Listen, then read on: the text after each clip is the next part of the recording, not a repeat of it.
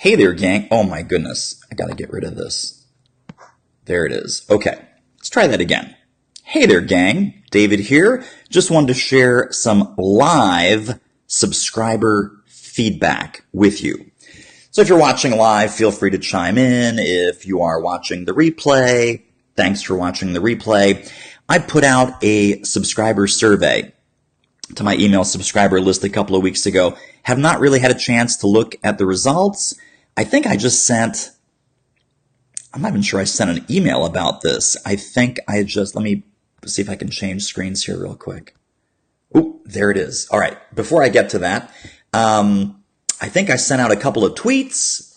I did send out one email, obviously, because it's a subscriber survey. So you wouldn't be doing a very good job as a subscriber survey if you didn't email it to your email subscribers.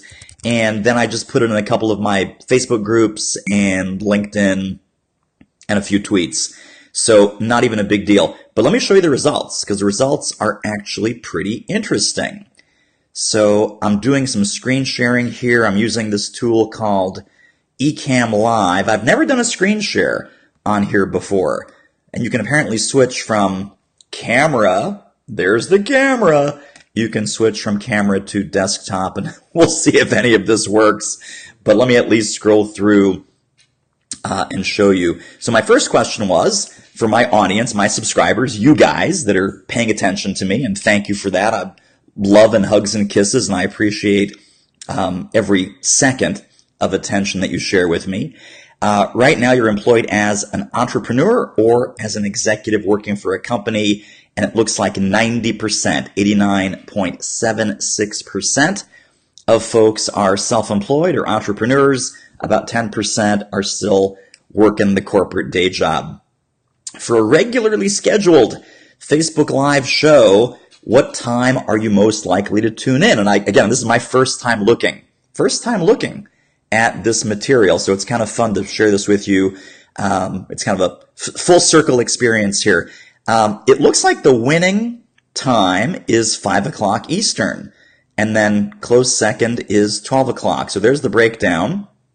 33.33% want it at 5 o'clock Eastern, and only about 30%, 30.21% want it at 12 noon. And of course, this broadcast is happening at neither one of those times because I haven't scheduled a regular time yet.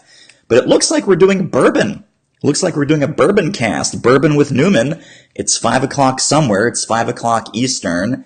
And so start looking for that.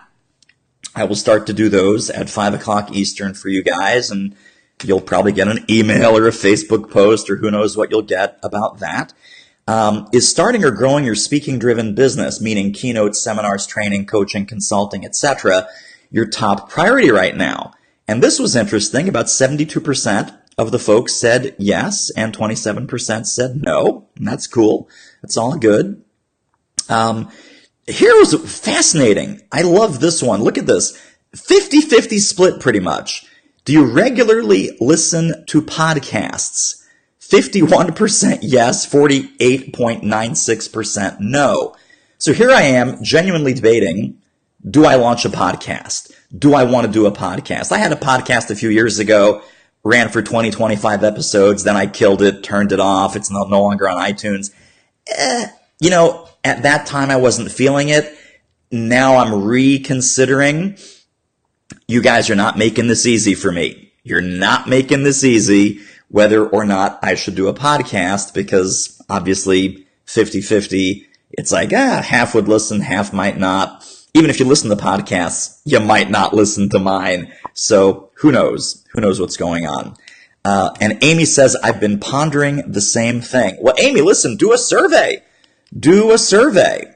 That's really important. And Michael says, David, I'd like all the links to the 5-day video. So Michael, just to be clear, they were not videos. They were all text assignments. They were written assignments. And we can get you in there. So email survey. I'll tell you, Amy, this is really great. Send out an email survey. The best time to send this out, I have found, is Fridays at 3 p.m. Fridays at 3 p.m., people want to get out of the office. They want to shut off the computer. They go, oh, a survey. This will be fun. And they're much more likely to engage in a survey around Friday, 3 p.m. Eastern time. Amy, I think are you in Central? I can't remember if you're in Chicago or Florida. This is terrible. So I'm in Philadelphia. I'm obviously on Eastern time. If you're in Chicago, it might be 2 o'clock. If you're in Florida, then obviously it would be 3 o'clock Eastern time for you as well. Okay. So let's keep going down the list here. What else did you guys tell me? Oh my God, Houston, even worse.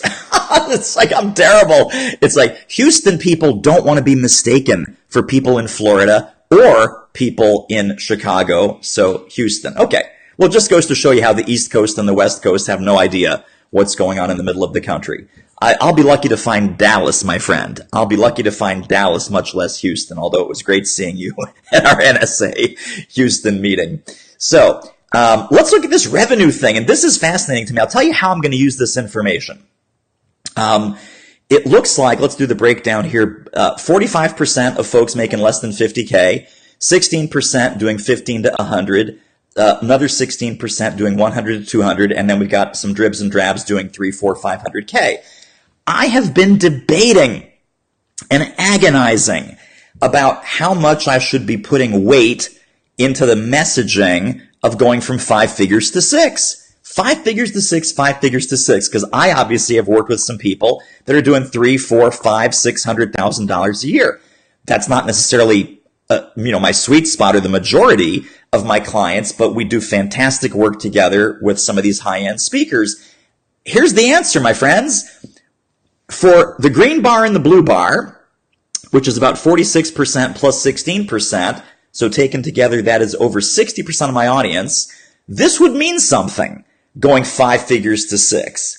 The next thing I say is, how about we go from 6 figures to multiple 6 figures? So that might speak to the $100,000, $125,000, $150,000 speakers and consultants. They want to hit 250, 300, 350. All of that is great. So those two messages are way, way more effective than $1 million speaker, $1 million this, $1 million that, $1 million nonsense, which I've always shied away from because I hate the hype, I hate the snake oil, I hate the nonsense. So I'm probably going to double down somewhere in that 5 figures to 6 or 6 figures to multi-6 type of home base because that's where my people are. That's where they want to move from, and that's where they are today. Here was something interesting. Look at this one about YouTube. And what are the numbers here? Again, I'm just looking at this for the first time right along with you. 59.38. Yes, they regularly watch YouTube videos, subscribe to channels, and follow certain topics. So notice in this survey, it's very important the way that you ask the question. The way that you ask the question determines the quality of your answer. So 40%, and I'm in this 40%, by the way. I don't really watch YouTube videos. I don't subscribe to a lot of channels. I may subscribe to like 10 channels, and even those people don't publish very often. So I'm not really video savvy as a consumer, but I know I have to be video savvy as a producer. I know I have to be video savvy as an expert and a content creator, despite the fact that I don't consume that media as much as my audience does. So if I would say, you know what? I'm not doing videos. I'm not doing screencasts. I'm not doing Facebook Lives. I would not have all that raw material for YouTube. I do some original stuff on YouTube also, of course. But really rededicating myself to that YouTube channel now that I see that 60% of my folks like that, they follow that, they subscribe to that, I'm probably going to do some of that. Right now, in your business, which of the following are you most committed to invest in? Building an online course, looks like the green bar is the winner there. And writing and publishing, what is that? What's the blue bar? Is it a book? Writing and publishing a business book around your expertise is 37%. So I've always been a huge proponent of online courses. I've been a huge proponent of do-it-yourself online courses. I'm a huge proponent of you learning about online courses. I'm also a huge proponent of having online courses done for you. And that, in fact, is what my friend Charlie Posnick does at Expert Dream Team. And if you want to check that out, then expertdreamteam.com is the URL. It's kind of like ghostwriting a book, except it's a lot more involved and it's a lot more complicated as far as the tech. So, but this is fascinating to me. So the number one priority, let's see what the commitment is right now in your business. Which of the following are you most committed to invest in? And online course is the winner. Traditional book publishing, business book around your expertise is second. And then what's in third place? Building or overhauling your website. Building or overhauling your website. I guess that's the blue bar. That's the blue bar there. Am I pointing in the right way? I hope I'm pointing in the right way. So yeah, website makeover is number 3. So that is fascinating. Is there anything else I can help you with? Always good to have an open-ended question. When you guys go to do your survey, always good to ask an open-ended question. I like this question. Obviously, I like this question because I've used this question. Think about asking your subscribers and your audience, is there anything else that you need in your business right now that I can help you with by creating new resources, training, or done-for-you services? Hit me up. This is your chance. And let's look at some of these responses. We're not going to go into all 96 of these, but if anything else, this will make you kind of feel good about yourself or feel terrible or somewhere in between. But here's a nice one to start with. Love when you share tips on anything. Very helpful. An online challenge would be good if less time were involved. Well, hey, you got to make $5,000 in 5 days. Whatever time that takes, I would say that's worth it. Don't have several hours each day for a week. Dude, it's your business. This is your business. Are you kidding me? All right. I'm not going to yell at this survey person. Anyway, my primary need is honing my message to connect with my target market. So we do that with our clients all the time. Obviously, that's a nice validation response. Helping a new speaker with finding a niche. Again, different person here. We do that with our clients all the time. We work with new speakers. We work with mid-career speakers that are making 5 or 10K per speech. And like I said, we also work with some of the higher end NSA Speaker Hall of Fame folks that are doing well and want to keep getting better. Sources of functional technology, email handling, document production, interactive pages. Wow. So that person looks like they need some tech help. I'm new, so I haven't a clue. I love that answer. Aggressive web domain procurement. The nasty t-shirt printing and distribution.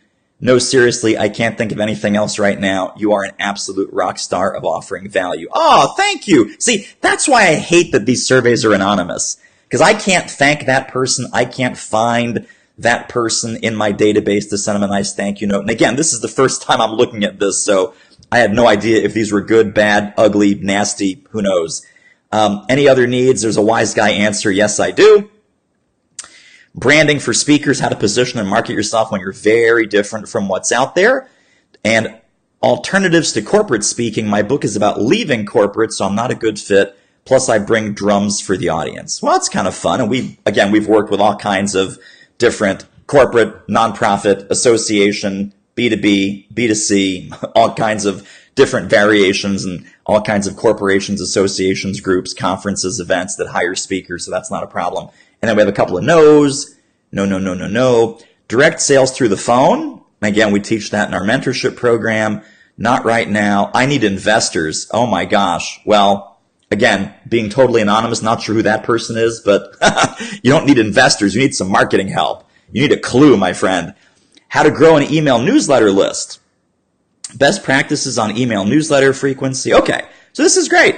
My book is written and getting good reviews. How do I get in front of the people who might book me as a speaker? And again, we do that all the time in our mentorship program. And there's also a ton of free resources and webinars and videos where I've gone into great detail with that. So I'm not sure if that person is just being persnickety or perhaps not paying attention. All right, let me keep going here. I think that's the end. Is that the end? Nope, here it is. Oh, so your name and email, and I made that optional. So that was it. All right, my friends, I hope this was helpful. Thank you for sharing your feedback. I can post the link to this survey if you guys watching the video want to take the survey and give me your 2 cents. That would be hugely helpful, hugely valuable. Thanks for watching, and we'll see you guys next time. You are awesome. In case no one has told you that yet today, you're awesome. Keep being fabulous. We'll see you next time. Bye.